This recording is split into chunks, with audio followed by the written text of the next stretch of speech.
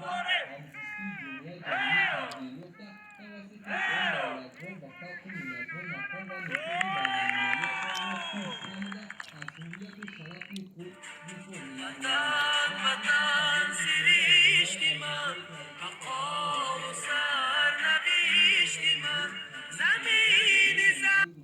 شخصی بهترین جملات شومی گردید. از این دیگر مسیح همین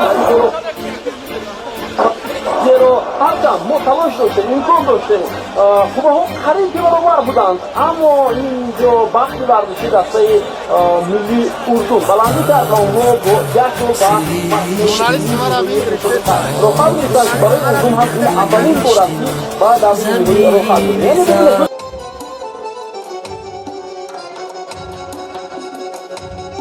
سرخط و ثروت و سرمایه صحبتن است در کتاب هست که از گوشه امامتن است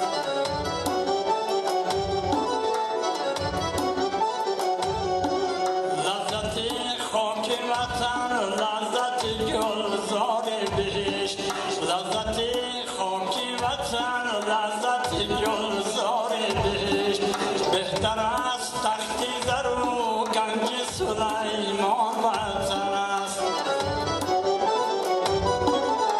السلام علیکم تماشابینان کانال غرم لایف. شخصانی که در مسکو و مسکووسکی اوبلاست کار و فعالیت دارند و حجت‌هایشان تمام شدند و خواهش گذشتن گرانسه قزاقستان را دارند، پس ما به شما شرکت به باوری اکای صابر را توصیه می‌دهیم. این برادران طول 7-8 سالشی در این شرکت فعالیت دارند. برادر صابر شوخ و چقچقی است، شما را در راه زیغ شدن نمیگذارد.